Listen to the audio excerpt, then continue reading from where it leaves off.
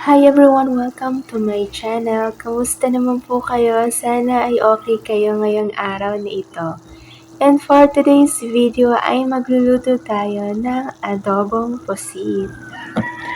Ayan, dahil sa mga nakaraang holidays tayo ay medyo pause pa. Pagpasensyahan nyo na guys ang aking boses.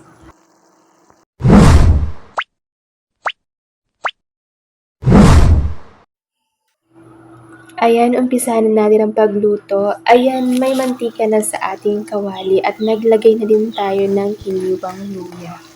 Lutuin lang natin ang luya ng 1 minuto. Pagkatapos ng 1 minuto ay maglagay na din tayo ng hiniwang bawang.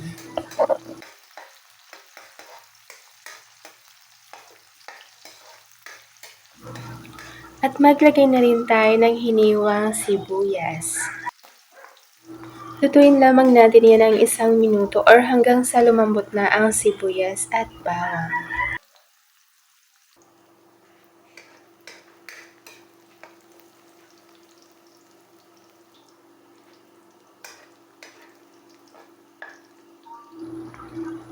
At maglagay na rin tayo ng hiniwang kamatis.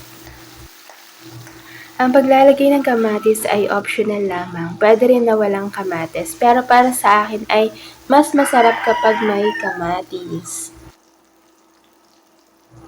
Ayan, maglagay na rin tayo ng dahon ng laurel. At maglagay na din tayo ng buong paminta. Ayan, sa part na to, ilagay na natin ang hiniwang pusit. Ayan, haluin lang natin.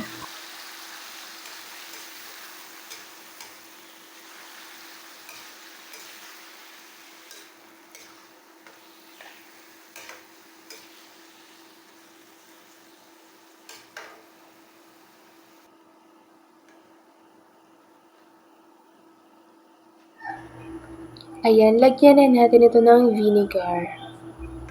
Huwag muna nating haluin pagkalagay ng vinegar. After 1 minute, pwede na nating haluin.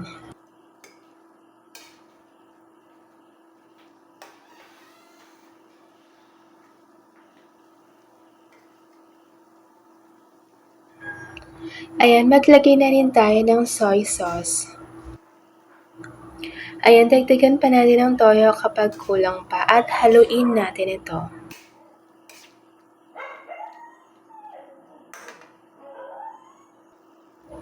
Ayan, takpan na natin ito para maluto na ang pusit.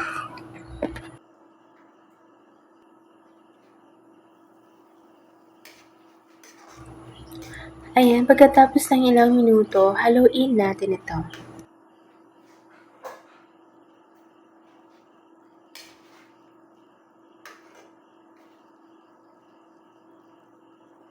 Ayan, pampabalance ng lasa, maglagay na tayo ng kaunting asukal at haluin natin ito.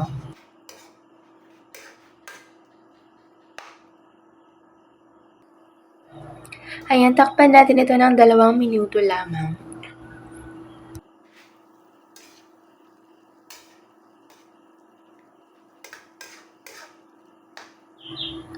Ayan, tikman na natin kung okay na ang lasa. Maglagay na lang ng pampalasa or seasonings kapag kailangan.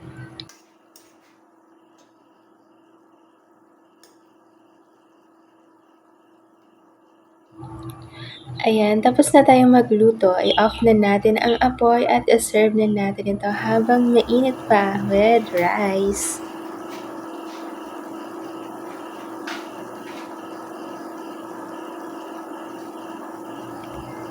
Ayan, salamat po sa panonood. Sana ay nagustuhan niyo ang ating video for today. Please don't forget to like, share, and subscribe. Bye!